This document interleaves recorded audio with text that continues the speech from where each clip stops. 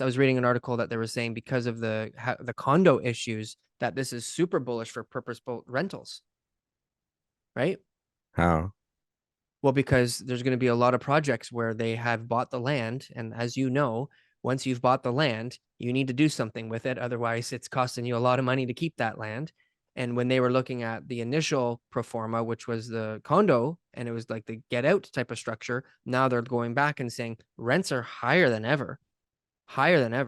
And construction costs are, I think, starting to come down. This condo plan doesn't work anymore. So we have no choice but to do a purpose-built rental, or it's actually a better choice. Yeah, we'll see This isn't about me. that. Well, this isn't I me. This is the believe Real somebody Estate wrote News the Exchange. article, Yeah. This but is the like, Residential look at Construction the Council of Ontario. applications. Yeah. So they're the Yeah. ones looking at the applications, right? It's very, very hard to make the numbers make sense Mm-hmm. enough to pour out like another 20% of equity to get the deal off the ground. And it's a hell of a lot more risk, right? Like at least with a condo, the banks force you to sell 70% to like somebody at least. They take the risk. Yeah. Right? Now the Yeah. risk is spread out between all the people willing to be part of that, right? Yeah. But I don't think that there's that many people that are going to rush to build purpose-built rentals now.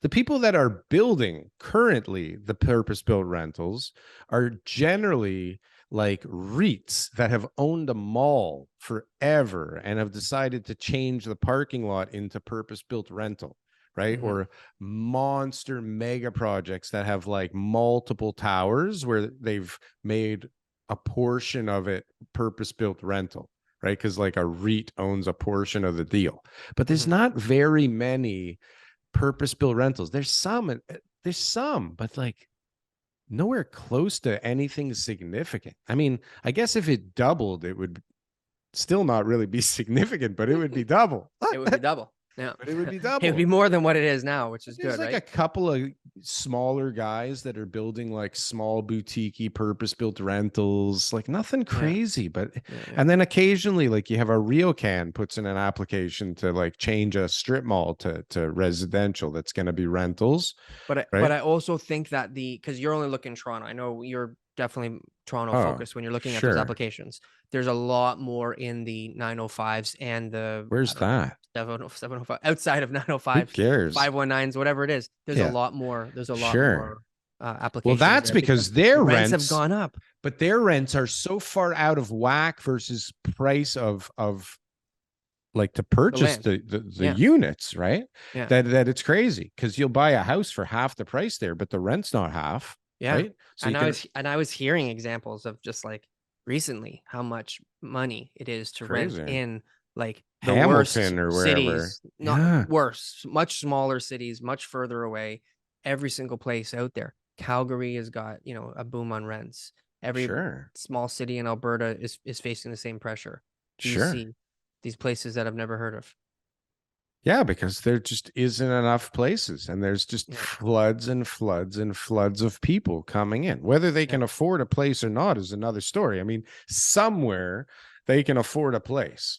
But it's the acceptance level too. So when people start to pay more price, when they start to pay more money for a house, eventually you just go, okay, that's what it costs to get that. When people start paying more for a mortgage, at first it's a shock. Oh, I can't pay that. Oh my gosh, why would I? Now people are adjusting. We absorb it very easily thing happens around with here. rent. At one point, paying $500 a month rent was a lot of money, and that was something that families would struggle to pay. Then it became $1,000, $2,000, $3,000. There's people out there paying rent, like no problem, $9,000 a month. Yeah, no big deal. Lots of people. $9,000 a month. It's I got to get a house. Where else am I gonna live? Right. So I'm just telling you that they adjust. And so these rents that I'm hearing, which it's not high rents, they're $1,600, $1,800 a month, but they're in cities where you were like, what? You can get that kind of rent? What an opportunity to build a purpose-built rental there now.